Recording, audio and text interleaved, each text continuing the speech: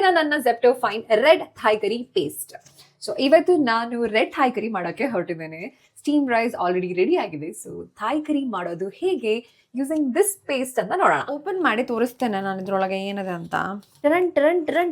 ಫಸ್ಟಿಗೆ ಚಿಕನ್ನ ಮ್ಯಾರಿನೇಟ್ ಮಾಡಬೇಕು, ಸಾಲ್ಟ್ ಮತ್ತು ಪೆಪ್ಪರ್ ಹಾಕಿ. ಅದಾದ ನಂತರ ಒಂದು ಪ್ಯಾನಲ್ಲಿ ಆಯಿಲ್ ಹಾಕಿ ಅದಕ್ಕೆ ಚಿಕನ್ ಹಾಕಿ ಸ್ವಲ್ಪ ಬಾಯ್ಲ್ ಮಾಡಿ. ಆಮೇಲೆ ಇನ್ನೊಂದು ಪ್ಯಾನಲ್ಲಿ ಜಿಂಜರ್ ಗಾರ್ಲಿಕ್ ಹಾಕಿಬಿಟ್ಟು, ಆಮೇಲೆ ಅದಕ್ಕೆ ಆನಿಯನ್ಸ್ ಹಾಕಿಬಿಟ್ಟು, ಆಮೇಲೆ ಕೋಕೋನಟ್ ಮಿಲ್ಕ್ ಹಾಕಿ, ಅದಾದ ನಂತರ ಈ ಪೇಸ್ಟ್ ಇದೆ ಅಲ್ವಾ ರೆಡ್ ಥಾಯ್ ಕರಿ ಪೇಸ್ಟ್, ಅದನ್ನು ಹಾಕಿಬಿಟ್ಟು ಸ್ವಲ್ಪ ಸೋಯಾ ಸಾಸ್ ಇಲ್ಲಾಂದರೆ ಫಿಶ್ ಸಾಸ್ ಹಾಕಿ, ಚಿಲ್ಲಿ ನಿಮಗೆ ಎಷ್ಟು ಬೇಕೋ ಅಷ್ಟು ಹಾಕಿಬಿಟ್ಟು, ಆಮೇಲೆ ಅದಕ್ಕೆ ಚಿಕನ್ ಹಾಕಿ ಚೆನ್ನಾಗಿ ಕಲಸಿ. ಅದಾದ ನಂತರ ಆರಿಗ್ಯಾನೋ ಮತ್ತು ಚಿಲ್ಲಿ ಫ್ಲೇಕ್ಸ್ ಹಾಕೋದಿದ್ರೆ ಹಾಕ್ಬೋದು. ಅದ್ಬಿಟ್ಟು ಸ್ವಲ್ಪ ಹೊತ್ತು ಬಾಯ್ಲ್ ಮಾಡೋಕೆ ಇಟ್ಬಿಡಿ. ಅಷ್ಟೇ, ಮುಗೀತು.